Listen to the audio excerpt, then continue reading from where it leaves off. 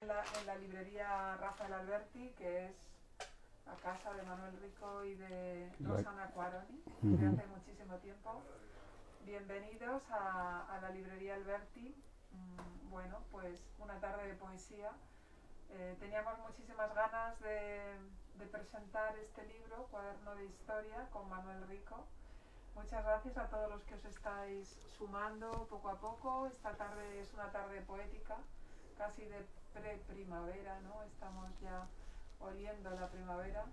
Y gracias Manuel Rico, gracias Rosana Quaroni, dos grandes poetas, amigos desde luego de la librería y de la librería Alberti y de sus libreros. Y es un gusto y un honor escuchar la voz de los poetas. Siempre en la librería ha sido muy importante para nosotros desde hace muchos años. Así que el espacio es vuestro. Como decía al principio, estos encuentros en Alberti, en distancia, en casa, pues es una manera de perpetuar nuestros encuentros en la librería después de tantos años. Y yo creo que, bueno, pues lo estamos consiguiendo, ¿no? A través de esta ventana que nos ofrecen las redes sociales, tan importantes para estar cerca en estos momentos tan complicados donde se nos ha impuesto una distancia y un miedo a los otros. Así que esto es calor, esto es proximidad y esto es amistad.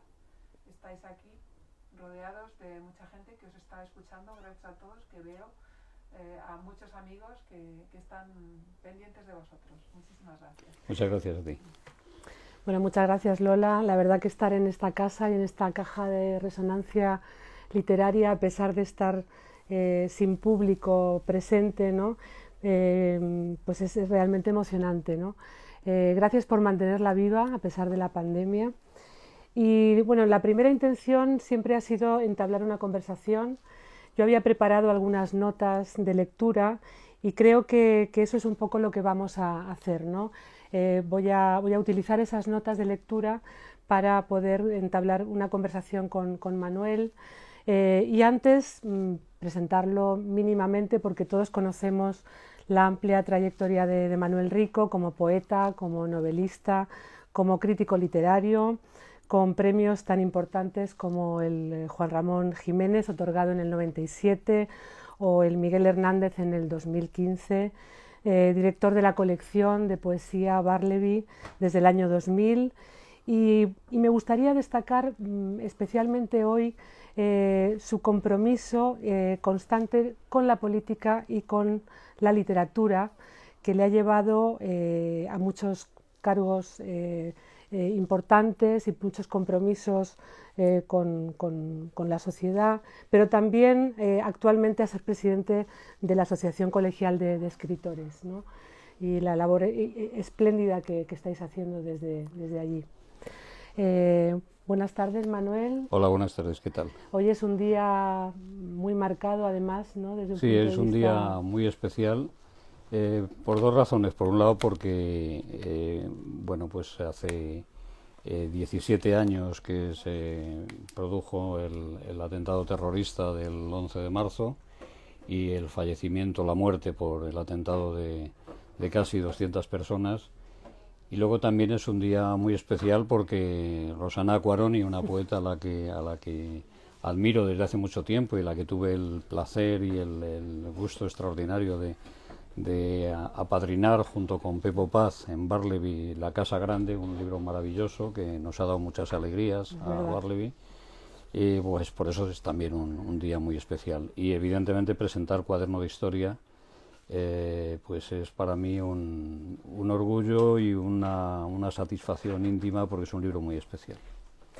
Creo que querías empezar precisamente por la fecha leyendo un poema. Sí, en mi libro de Viejas Estaciones Invernales, que salió en el 2006, hay un poema que aporté hubo una iniciativa colectiva que apadrinó, yo recuerdo, la librería Alberti, que empezaba a recibir poemas a partir del atentado de diversos poetas, a crear un mural en el cual nos estuvimos expresando los poetas, y hubo un libro que sacamos en Barleby que se llamaba Poetas contra el Olvido, Y entonces yo escribí un poema no para el libro, luego se incorporó al libro porque la idea fue posterior, que se titulaba Madrid 11 de marzo. Entonces voy a pasar a leerlo, y aunque no es de cuaderno de historia, es parte de nuestra historia íntima y de nuestra historia colectiva. Marzo desnivelado por las cifras del desaliento. Marzo de muerte, triste marzo de trenes y extrarradios marchitos. Marzo de sueños rotos y niños deshabitados, de pronombres sin nombre, de apellidos quebrados y relojes sin hora. Marzo de los teléfonos enmudecidos. Mi ciudad asolada. Mis tierras y mis trenes asolados. Mis ojos y mis manos y mis brazos asolados. Muerte sembrada bajo la luz de un Madrid lateral, hecho de andenes periféricos, de seres menesterosos, de mujeres crecidas en la sombra diaria del tiempo inabarcable del trabajo, de hombres cultivados en el silencio anónimo de las factorías, de humildes bachilleres y de párvulos, de viejos azorados por noticias de muerte, de bares conmovidos por la niebla y la sangre, de juguetes sin niño, de huérfanos sin ira, de vacías acequias, de fogatas sin lumbre. Madrid de hospitales y de lutos y de marzo, capital de la niebla y del dolor, ciudad de los estanques del silencio, Madrid desbaratado y mío, Madrid nuestro, como los muertos nuestro, dueño de un mes de marzo descolorido y turbio, pero nuestro, entre muertos y lágrimas, es más nuestra y cercana a la ciudad, también más triste. Bueno, ese es el poema. Muchísimas gracias, la verdad que es un poema que además, aunque tú dices que no tiene tanto que ver, sí tiene que ver con el libro que hoy presentamos, porque realmente en toda tu poesía hay como una transfusión, ¿no? Se transfunde la experiencia personal con la preocupación colectiva, por lo colectivo y por esa fascinación por el lenguaje, ¿no? Cuaderno de Historia es un libro espléndido desde el punto de vista del trabajo con el lenguaje, con la sonoridad de los poemas, ¿no? Y aunque la temática y las metáforas suelen pertenecer también a otros libros, ¿no? Son comunes, sin embargo, lo que llama la atención aquí es precisamente esa unión entre la reflexión con respecto a la propia historia, ¿no? Te estás preguntando continuamente en el libro por la historia, por qué es la historia, ¿no? Sí, yo más de una vez cuando me han preguntado qué concepción tengo sobre la poesía, lo que he venido a decir es que creo en una poesía que sea un híbrido, una mezcla de conciencia crítica, de mirada hacia la memoria y pasión por el lenguaje y por su capacidad reveladora. Es decir, si no hay un lenguaje que revele, un lenguaje que nos ilumina, que nos enseña zonas ocultas o oscuras de la realidad, pues no hay poesía. Puede haber una poesía o un texto muy comprometido, que sea un alegato, muy revolucionario, pero si no hay ese lenguaje, si no hay revelación, evidentemente no habrá poesía. Y esa es una concepción que efectivamente sintoniza bastante con lo que has planteado y curiosamente sintoniza bastante con la poesía que tú escribes. Por eso te he elegido para presentar. Es verdad que tenemos muchos vasos comunicantes, ¿no? En cuanto a las obsesiones, a los mundos que planteamos, es cierto. Bueno, decía María Zambrano que la poesía es la verdadera historia y yo me pregunto cómo se traduce eso en un escritor que aúna, por un lado, la preocupación de la memoria en la poesía, pero también en la narrativa. ¿Cómo marcas esa diferencia, ¿no? Decía, Fernando Quiñones decía que la novela era whisky con agua, el relato whisky con hielo y la poesía whisky solo. Y yo creo que es eso, es decir, gran parte de los temas que abordo en mi poesía, que tienen que ver con la memoria, están en mis novelas. Es decir, y a veces yo he descubierto, y recuerdo que en alguna conversación con Vázquez Montalbán me decía que él tenía una percepción similar con lo suyo, y es que a veces un poema es la síntesis que se va a desarrollar posteriormente en una novela. Yo tengo poemas sobre el mar que después aparecieron en mi primera novela, Mar de Octubre. Tengo poemas sobre la Sierra Norte y especialmente sobre el Valle del Lozoya y el otoño en el valle, y posteriormente eso ha trascendido a una novela y ha sido el germen de una novela. Lo he descubierto con posterioridad, pero yo creo que esa ha sido una línea conductora en toda mi obra, en la relación entre la poesía y la novela. Bueno, de hecho, en este libro, Cuaderno de Historia, en la última parte, hay toda una serie de poemas en prosa, ¿no? Incluso repitiendo cierta temática que ya ha aparecido en el libro, ¿no? Como por ejemplo todo lo que tiene que ver con el recuerdo del padre y la relación con el padre, ¿no? Son como distintas versiones, distintas maneras de abordarlo desde un punto de vista expresivo. El padre ha sido siempre, digamos, un elemento central en mi poesía, es decir, la evocación del padre, la acumulación de aspectos en la relación con el padre que se han guardado a lo largo de la vida, pues yo creo que empiezan a aparecer a partir de la muerte del padre. Y yo creo que la figura del padre es una figura en muchos grandes poetas, en muchos poetas y en muchos narradores, y efectivamente hay aspectos de la realidad que yo abordo y de la memoria que tienen una formalización a veces en verso. Yo creo que es porque fue una necesidad muy natural y bueno, pues los escribí en verso. Y otros están escritos en prosa poética, que he escrito muy poca prosa poética, quizá por mi dedicación también a la novela, ¿no? Pero sí, efectivamente tienes razón que es una especie de poliedro. En algunas ocasiones hay poemas que tienen su versión en prosa poética en el mismo libro, ¿no?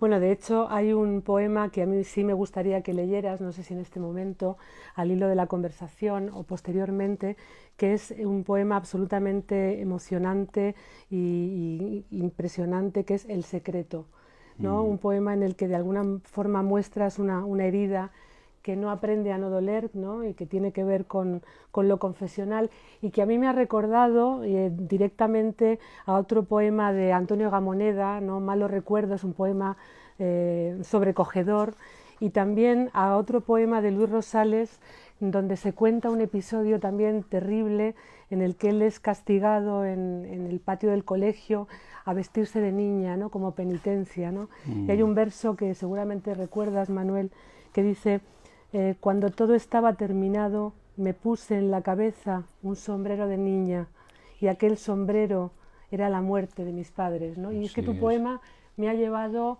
indefectiblemente a ese lugar. Bueno, ¿no? este es un poema, yo lo leí, hubo un silencio sepulcral en el foro que se organiza en la Semana Negra de Gijón, hace 2 o 3 años, y lo llevé como un poema inédito. Y la verdad es que es un poema que me duele leerlo, me gusta leerlo, lo he leído solo esa vez y lo voy a leer esta vez aquí. Y es una mezcla de gozo por la experiencia de la palabra, es decir, todo lo que me ha descubierto la palabra, y al mismo tiempo de dolor por todo lo que he plasmado, que lo he guardado a lo largo de la vida, y bueno, pues yo no sé si me emocionaré demasiado, porque pues, es un tema que me afecta mucho al corazón y a la experiencia vivida, ¿no? Si quieres lo leo ahora y luego seguimos la conversación, alternamos poemas, yo creo que es mejor. Entonces, me parece que está en la página 48. No, sí, la 46, perdón. La 48, sí. 48.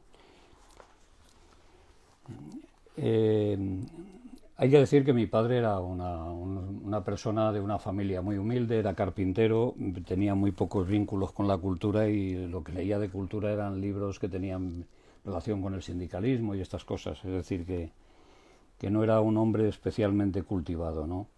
Mi padre murió en muy pocos días. Inesperadamente, roto su corazón contra una tarde de junio y de algodones. Llevaba una pureza elemental y era en la historia un ser tan frágil y asustado como aquellos que huían de una identidad que condenaba a un silencio de plomo a los más débiles. Mi padre volvía a casa casi de madrugada, traía los barnices y los tintes adheridos a un cuerpo cansado y temeroso. Mi padre me imaginó ingeniero en sus sueños más lúcidos y pensó redimirse con el hijo. Lloró cuando dejé el hogar un día de abril y mucha lluvia. Yo lo vi, aunque ocultaba la humedad de sus ojos detrás de un diario que hablaba de la noche improrrogable y de los fusilados finales de la historia, que lo enfangó en el miedo y en la mediocridad. Mi padre me pegó 2 veces. Todavía recuerdo la noche y sus olores a coñac muy barato, que llegaba de un alma atribulada y dudosa. Yo era un niño indefenso y él un hombre agrietado. Yo tenía mi corto pantalón como barrera inútil y él un cinturón prolongando su mano y su ignorancia. Mi padre me pegó 2 veces, me humilló 2 veces en noches diferentes. Yo era un niño encogido al fondo de un salón, al que llegaba un calor de tahonas fronterizas y el frío triste de la villa del Cuero. Mi padre me pegó 2 veces, me pegó duro y era invierno en Madrid y era el barro en la calle y el silencio. Fue por romper la hucha, por fumar, por esconder tabaco americano en una estantería. Mi padre me pegó 2 veces y murió muy pronto, en solo 2 días de hospital y oxígeno. Probablemente el mismo plazo en que firmé el perdón con su memoria. Mi padre. Bueno, he aguantado bien. Un poema espléndido que además está en el centro, ¿no?, de ese cuaderno, que realmente es sorprendente cómo está conformado, ¿no? Porque al leer el epílogo, que también llama la atención que hayas tenido la necesidad de hacer un epílogo y de ponerte de pronto el traje de crítico literario de ti mismo, ¿no?, y hayas de pronto tenido que explicar algo que realmente quizá ni siquiera era necesario, ¿no? Que es como la génesis del libro. Claro, ¿no? pero el epílogo surge después de que escribo un poema que es un poema que disuena en relación con la temática del resto de los poemas, pues es un poema que escribí en pleno confinamiento. Mi mujer, mi hija y mis nietos estuvimos confinados en una casa en el Valle de Lozoya. Estuvimos muy bien, muy tranquilos, pero al mismo tiempo estaba todo el miedo que nos llegaba a través de los medios de comunicación y no sabíamos hacia dónde nos dirigía ese estado de alarma, ¿no? Y entonces escribí ese poema y recuerdo que se lo mandé por correo electrónico a Manuel Borrás, al editor, para decirle si encajaba, porque ya el libro estaba ya casi acabadas las pruebas, todo, estaba listo para preparar, no para salir porque se aplazó la salida, pero ya para dejarlo terminado, no ultimado. Y entonces había escrito ese poema que disonaba con respecto a los demás porque hablaba del presente, los otros hablan de la memoria, aunque hay algunos que hablan de una memoria muy reciente. Y bueno, vi la necesidad de explicar por qué en este libro aparecía un poema escrito muy recientemente bajo la pandemia. Entonces, por eso se me ocurrió esa página y media de epílogo, que bueno, el lector puede incluso leer primero el epílogo porque es una especie de justificación incluso hablo de cuándo nace el libro, con un poema que se llama Canal de Mozambique. Claro, yo me refería sobre todo a eso. Claro. ¿No? Porque de hecho, además, creo recordar que en La densidad de los espejos también te ocurrió. Sí, A partir de un poema de Recuerdo en Luna, aparece todo claro. Es como el poema matriz. Recuerdo con Luna, Recuerdo con Luna, ¿no? Sí, bueno, pues yo creo que tienes una vocación de analista de poesía bastante... Bueno, lo que soy es admiradora de tu poesía, está claro. Sí, yo creo que efectivamente ahí en el epílogo está el nacimiento de aquel poema que luego estuve escribiendo a lo largo de 10 años o de 9 años, lo acabé en el 2018 y se inició en 2009. Claro, es una forma de escribir que yo tengo. Yo escribo los poemas a apuntes en una libreta, quedan siempre a medias, los voy rellenando, incluso cuando acaba uno tiene que pasar al ordenador y luego en el ordenador imprimirlo y lo corrijo sobre el texto impreso. Entonces, bueno, pues este Canal de Mozambique, en 1963, Canal de Mozambique en la calle donde yo viví la infancia hasta los 11 años. Y 1963 fue el año en que nos trasladaron, era el barrio de la Alegría en Madrid, nos trasladaron a la Uva de Hortaleza. En aquella época se creaban barrios, digamos, para acoger a los sectores más desfavorecidos, ¿no? Era una forma de cubrir la fachada del franquismo. Dices en un momento dado, una ciudad lineal de días infinitos y tranvías difíciles, ¿no? Uh-huh. Ese Madrid sobrante, escarmentado, ¿no?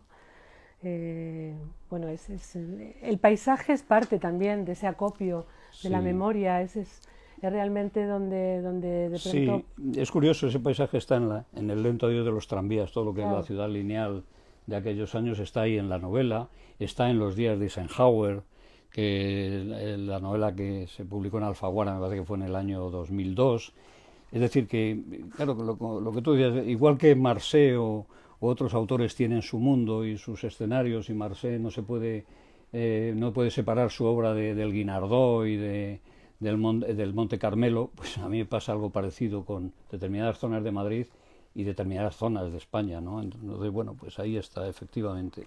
Pero fíjate, yo creo que en este libro hay como una vuelta de tuerca más, hay una destilación mayor de esa memoria, ¿no? Porque también te preguntas por el olvido y por el hueco, ¿no? Por ese no lugar, ¿no? Hay muchos poemas magníficos, por ejemplo, estoy pensando en Taxi en la noche o en El olor a café, si los puedes sí, voy a leer Taxi, ¿no?, en la noche. Donde hablas precisamente más allá del tiempo, más allá del pasado o el presente, de lo que es... Porque por otro lado es un libro que no está aventado por la melancolía. Es un libro que yo creo que va más allá, que ya hay una pregunta muy consciente, ¿no? Del movimiento del tiempo y de lo que es la memoria en sí misma, ¿no? Sí, yo creo que hay una labor de investigación, es decir, es como el minero que empieza a excavar en la mina y va sacando materiales y encuentra determinadas piedras.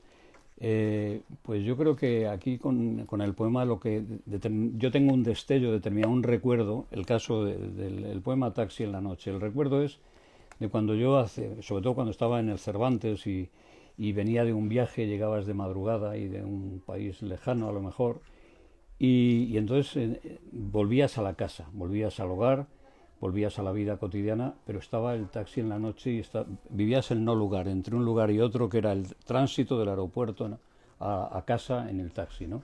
Y entonces el poema dice así: el paso se desentiende del ritmo de las horas, la calle está vacía y ya no llueve y es la madrugada y cruza el taxi la ciudad. Eres el náufrago que llegó de otro tiempo, ha quedado durmiendo el aeropuerto entre vestigios de la memoria de ayer y dudas todavía del lugar de estas calles. Imaginas por un momento vivir el no lugar, el tránsito vacío entre dos escenarios de la vida, de la muerte tal vez.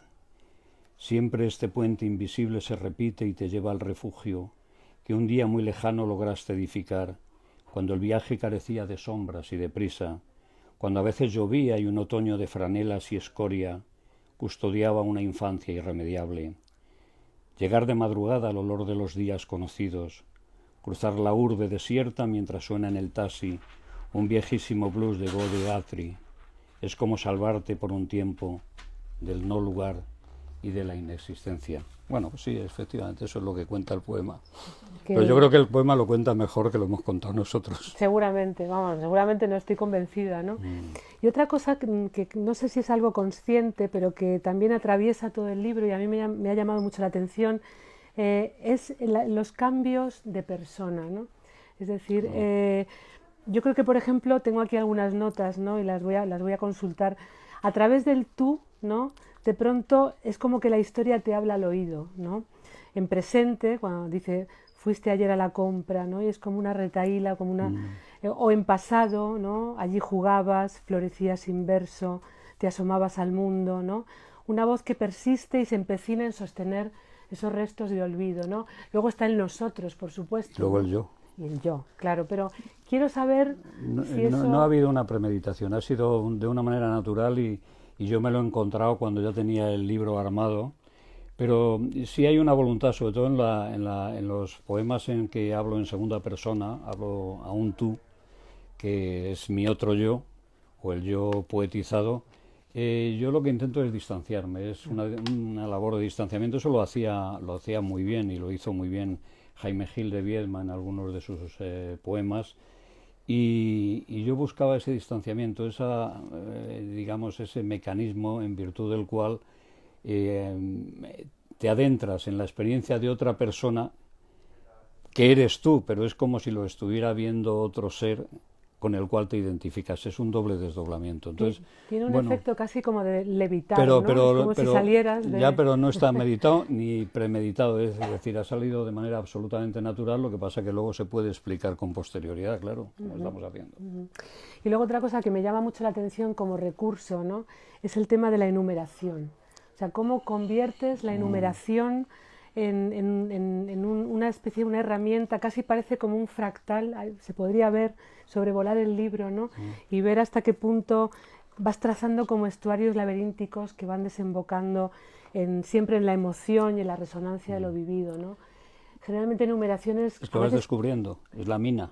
Claro, es la mina. Pero no hay no hay una disposición teórica por parte del poeta, digo, bueno, voy a empezar a enumerar. No, claro. Es que una palabra es una imagen es un objeto, es una experiencia, te lleva a otra y vas encadenándolas. Y yo creo que bueno, pues que es algo inevitable cuando uno se pone a escribir un poema y bueno, en algunos de tus poemas pasa también, o sea que... Claro, pero porque no hay cálculo realmente, claro, ¿no? Es lo que tú dices, ¿no? Claro. Te dejas atravesar por esa imagen, por esa resonancia que te lleva a otra imagen, a otra resonancia. Claro. Y... La metodología mía es, cuando ha acabado el poema, luego es volver otra vez a él. Y entonces es cuando vuelves, pules, cambias, quitas...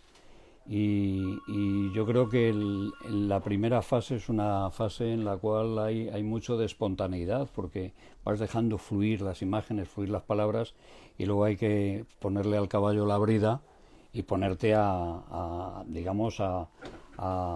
depurar el poema, porque todo un poema es como una escultura. Una escultura se realiza a través de muchas pasadas con el cincel. No, pues en esto ocurre algo parecido, ¿no? Bueno, ¿y me permites que cite alguna de las enumeraciones que tienen tanta... perfecto, sí, cítalas porque igual las descubro. Por ejemplo, en el poema Viejo Centro, ¿no?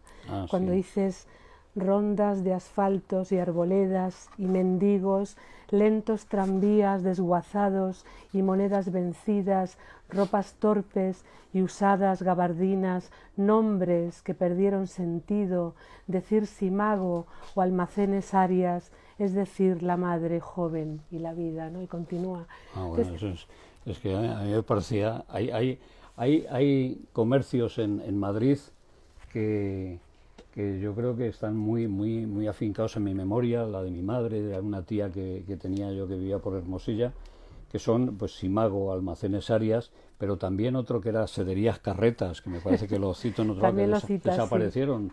Sí. Yo me acuerdo de Galerías Preciados, pero recordaba también Sederías Carretas, que estaba en lo que es Ortega y Gasset, creo recordar, y claro, yo era muy niño, entonces esas enumeraciones surgen cuando la memoria se pone a funcionar y te pones a escribir un poema.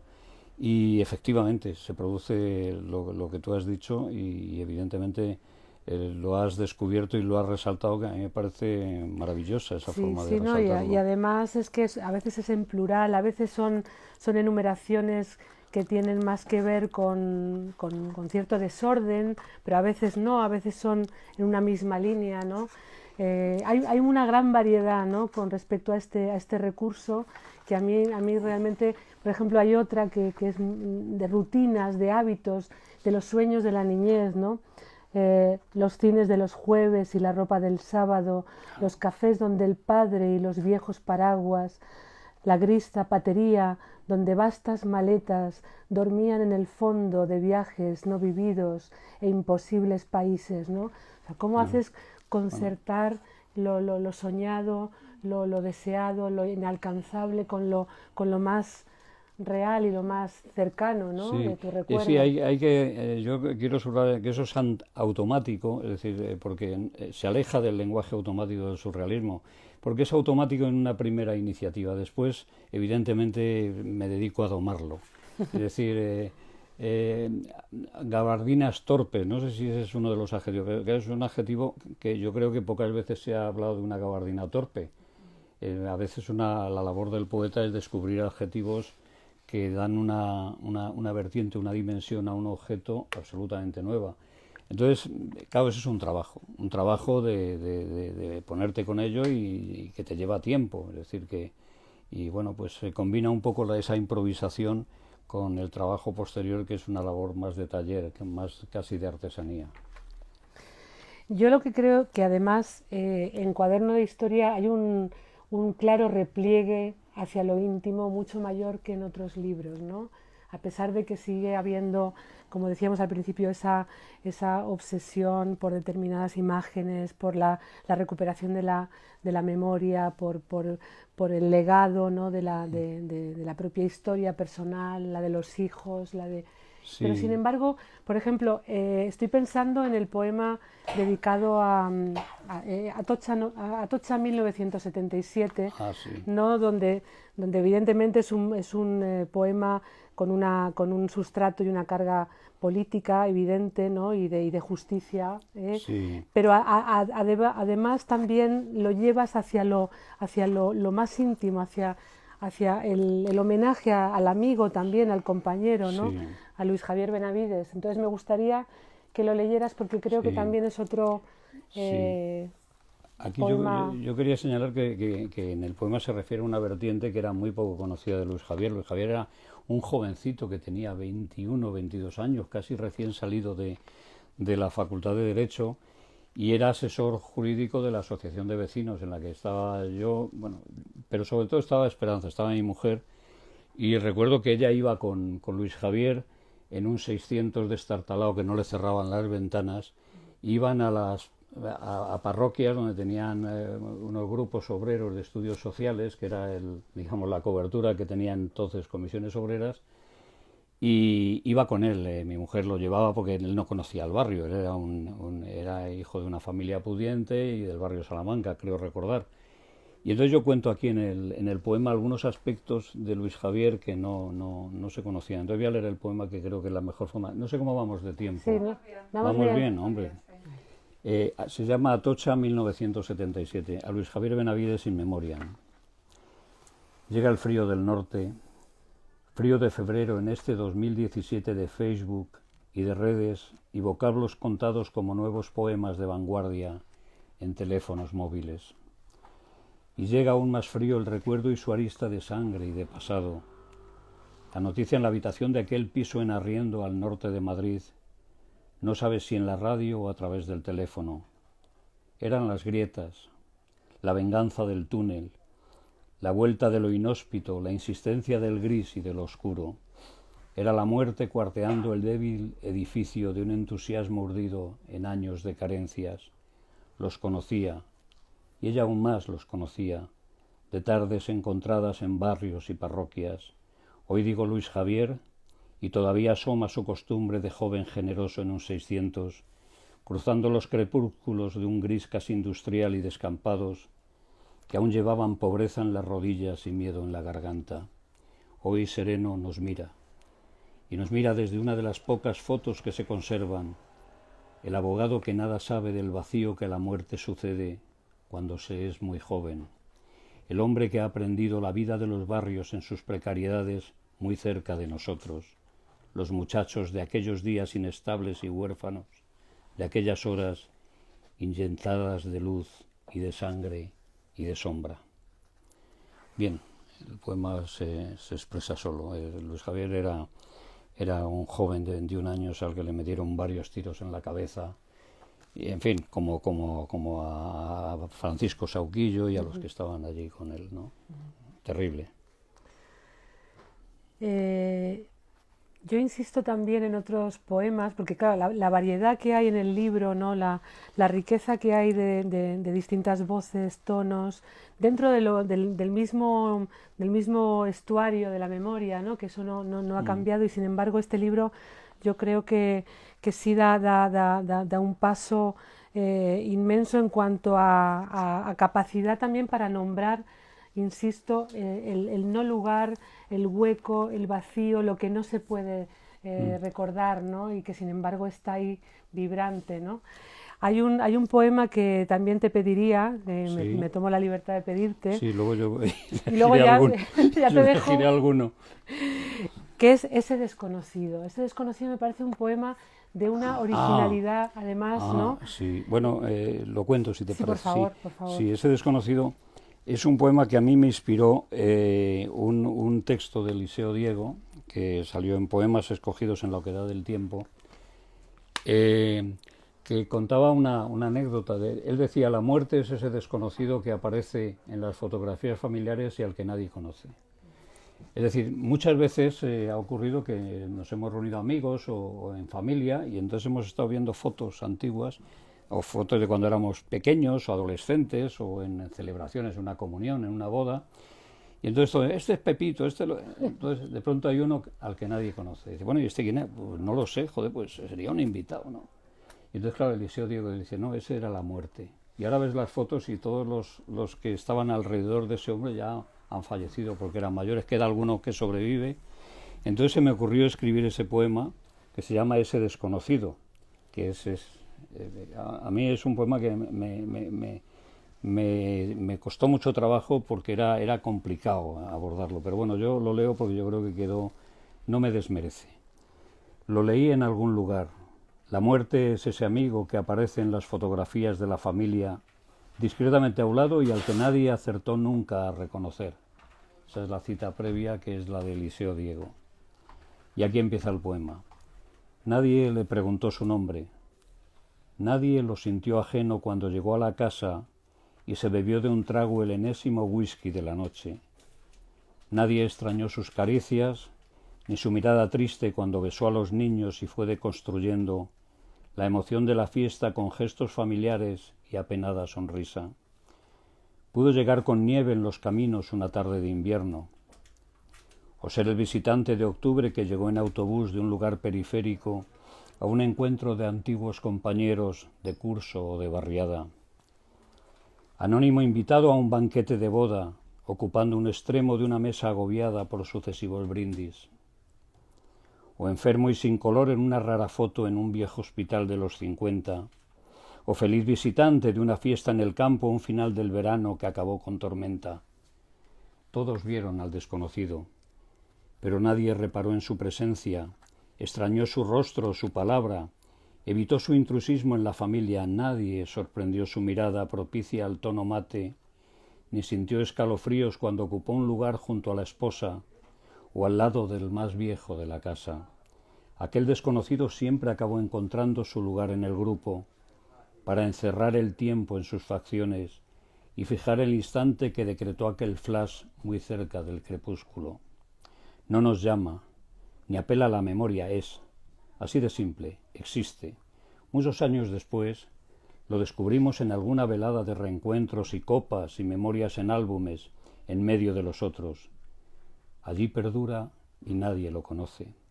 Tampoco lo recuerda, entre rostros inconfundibles, entre ropas todavía presentes en los viejos armarios de la casa. ¿Quién era? ¿Lo conocíais de algo? ¿De trabajo quizá? ¿Un amigo del barrio? ¿Un vecino tal vez? No hay respuesta. Solo adviertes una grieta en la tarde y en el tiempo. Es ese amigo que a veces aparece en las fotografías familiares que nos suena de algo y al que nadie conoce. Ese desconocido. Seremos también eso, ¿no? Además de... Bueno. Bueno, a ver, ya te dejo sí, que... yo voy a leer un elijas par de tú, poemas, por favor.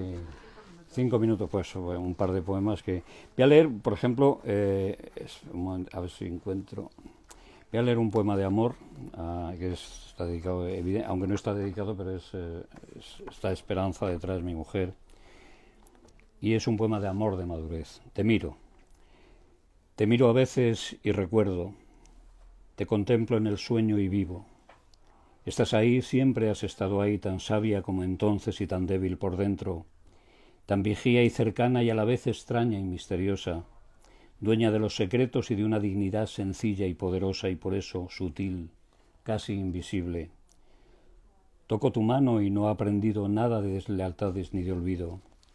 Es la mano de las tardes de viento y de promesas, la mano de los abismos y de la claridad para mi miedo. Está ahí, en el tiempo inicial de la torpeza, y aquí respira, en la hora de la madurez y los milagros de los días difíciles y del gozo tardío, en la hora de las tardes de búsqueda, en los bares que pueblan los más jóvenes.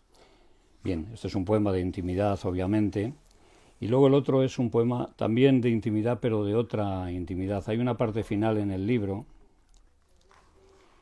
que se titula Volver a la casa, es un apartado, un capítulo, que está precedido por un texto de Sharon Olds que dice: estoy haciendo algo que aprendí muy pronto a hacer, estoy prestando atención a la belleza pequeña.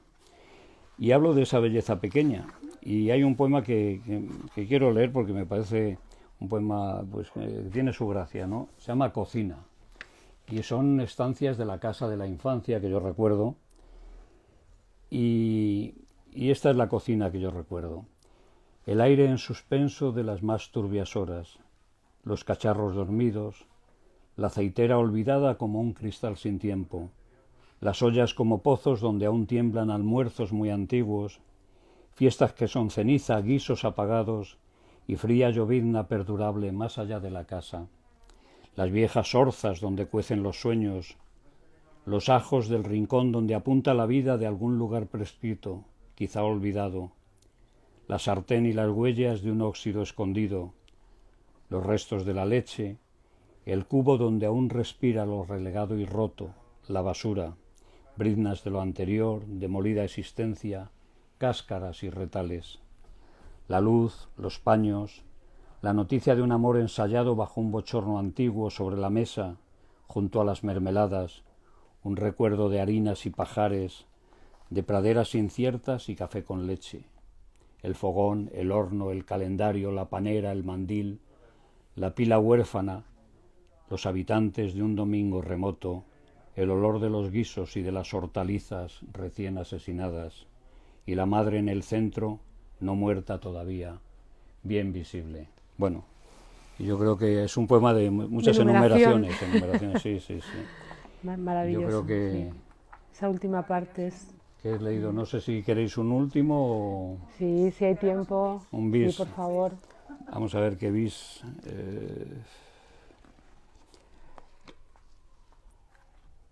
Hay un poema... un momentín, me dejáis un poquito... Es un poema dedicado a mi nieto. Se llama Martín. Es un poema muy especial porque durante un tiempo nosotros pensamos que mi hija no iba a poder tener niños porque tuvo un problema quirúrgico, hicieron una operación cuando era muy jovencita. Pero 66, bueno, la tienes ya. Pero sí. 66. En la 66. Y se llama Martín y es la primera vez que aparece, aparte en la dedicatoria que está dedicado el libro a Martín y Abril, que son mis nietecillos. En este caso está dedicado a Malva y a él, que tiene ahora 6 años y bueno, pues llegó a la familia como una gran celebración, por eso que contaba desde el punto de vista sanitario, médico, ¿no? Llega de la debilidad y el miedo y a la vez de la dicha y de la luz inabarcable. El niño de febrero y de las horas, el niño de la espera, el niño de la espesura y del deseo, el que llegó a la casa como irrumpe la lluvia en los campos estériles y provocó un abril el 3 de aquel febrero. El ser inesperado al que todos llegamos con el asombro de lo inaugural y de los sueños. El que crece y descubre y en quien nos descubrimos, un niño rubio, una bola de luz, que el turco Nazim Hikmet escribiera hace ya mucho tiempo. El que venció las sombras y pobló la casa y las ventanas, y del que fuimos espejo y maravilla, prolongación pequeña del saber que heredamos. Lo llamaron Martín y fue un río muy claro. Somos beneficiarios de su luz y sus aguas, pero ante todo es ella, la que aún es hija, a quien llamamos Malva en un tiempo de dudas y quimeras, cuando todo nacía entre nosotros. Bien, gracias.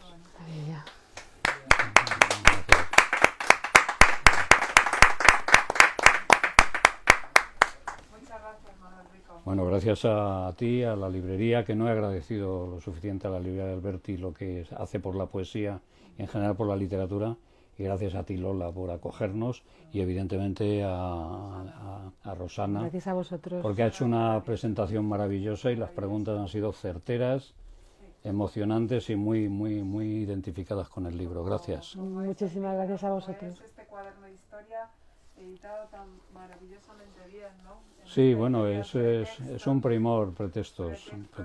A pesar de que le quiten los premios Nobel, después de arriesgar durante años, ¿no? Las editoriales fetiche, sí, ¿no? sí.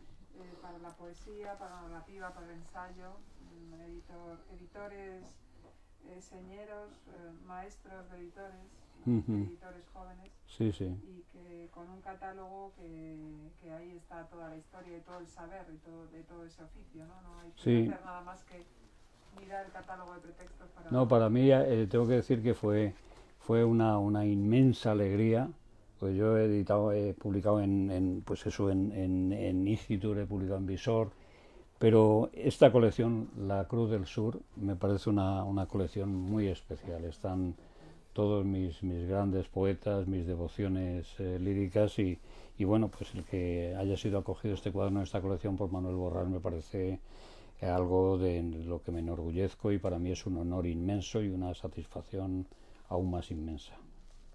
Bueno, pues todo es celebración en este Muchas caso. gracias. Muchísimas gracias a todos los que os habéis unido a este encuentro, que ha habido muchos amigos ahí muy pendientes, agradeciendo la conversación, los poemas, poniendo muchísima admiración en todas vuestras palabras. Han estado muy pendientes y muchas gracias a las pocas personas que de momento pueden estar aquí en este espacio que no es muy grande y que tenemos que mantener la distancia, pero bueno, poco a poco yo espero que quizá en verano o en otoño podamos ir aumentando el número de amigos que se unan a estos encuentros.